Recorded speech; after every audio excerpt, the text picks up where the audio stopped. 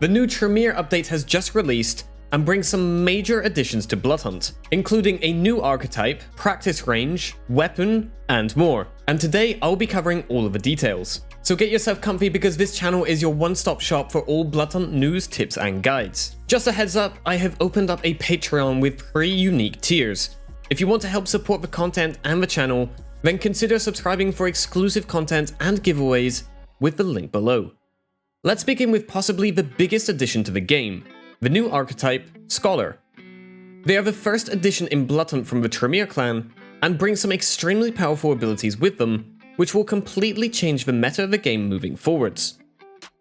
Scholar is likely to be a very popular archetype for anyone who enjoys movement in Bloodhunt, and I covered all of her abilities in detail in a separate video, so go check that out if you want to see them in action. I did find an extra option, however, in the general settings, which defines whether your movement keys are on the horizontal plane, or when disactivated, act on the plane you are looking at. This comes down to personal preference, but you can activate this option for a little more control over your movement. A brand new, completely free 100 tier battle pass is available. It contains some brand new items, some recolors of previous items, an emote to get the teenagers interested, and some more white eyes to add to your collection. Overall, there is a lot to unlock here, but there has been no word on a store update to spend the included coins on. Kirill has built an armory and gun range beneath the Elysium, which can be accessed through an elevator in the main hall. You will be able to test out most of the weapons in the game against still and moving targets with varying hit points. You may notice that both crossbows are missing. This is because it caused too much chaos and was unpleasant to be in with young Timmy spamming them in your face. I did a full tour of the firing range including the secret weapon in a separate video, but in case you're curious, yes, you can parkour in here. The tutorial has had a complete overhaul and now guides newer players much better through the many basic actions you need to know to play. It now takes place near the burning church and gives you plenty of space to practice more parkour outside your basic objectives, if the firing range wasn't enough for you. I had a quick run around the available area, and even if the tutorial doesn't prompt you to, there is both an entity crate and a camera cache to open. These will likely give you random weapons each time, but could be fun for testing out the minigun if you struggle to find it in-game. The Nodis volume joins Expeditus' boots as the second artifact to be implemented in Bloodhunt. These powerful items give you an extra ability or perk on top of your loadout, but they must be found in rare safes dotted around the map. This new artifact will basically reduce all of your cooldowns by 25%, but I'm preparing a full in-depth guide for both of the artifacts, as they are a little more complex than you may think, so make sure you're subscribed with notifications on so you don't miss that one. 2 additional maps have been added to Team Deathmatch. We can now play on Rudolphinum, including the full array of levels, which means everything from the rooftop to the underground car park, for both indoor and outdoor areas, and Railway Station, which is a very long but not very wide map, which could be ideal for some longer range combat. These maps were chosen based on popularity of the end zones, with the Skybar Hotel being removed from rotation completely, as it was by far the least popular of the available maps. A new pistol has been added with this update. The Dual Tap is a mix between the starter pistol and the 9-barreled rifle, and it shoots a burst of 2 bullets rapidly.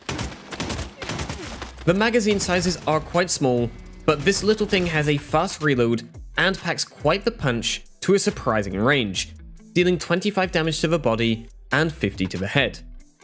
I have updated my weapon stats spreadsheet to include both this and other balance changes that were made.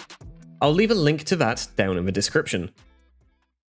The gold weapons have once again been rotated, and now include the revolver, the toggler, and my personal favourite, the silenced SMG. Oh, it's time! It's time!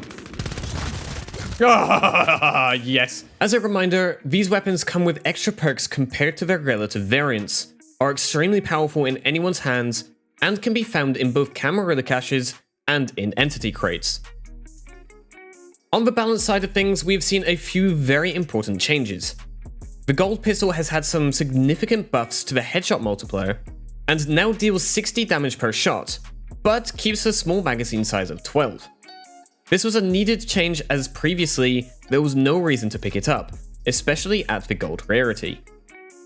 This weapon is not currently available in the Battle Royale side, but will maintain these stats if rotated back in. Saboteur's sewer bombs have received a nerf to their initial explosion damage, taking them from 50 to 25. This reverts the previous buff to the ability, but the gas damage over time remains the same at 36 per second. This was to counter multiple bombs stacked together from dealing huge amounts of damage in one go. Prowler's Scouting Famulus has received a small buff, taking the additional damage received from 10 to 15%. It would now be even more important to avoid the reveal than before. Warden sees a big change to the Shackle ability.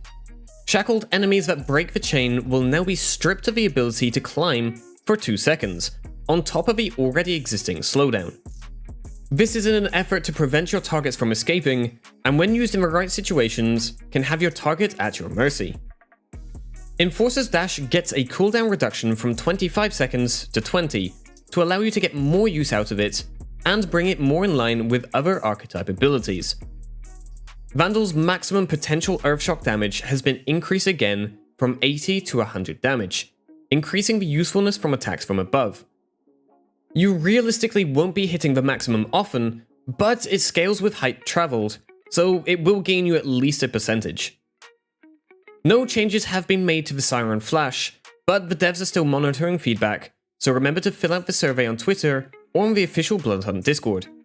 I'll spare you the full list of bug fixes and small additions, but the biggest ones in my opinion are the ability to opt out of the in-game medals and more bug fixes to traversal, which should make the game smoother. And that's it from me. Thanks for watching and listening to my coverage video. Come on over to my Twitch channel during the update for some awesome drops, or check out some of my other Bloodhunt videos.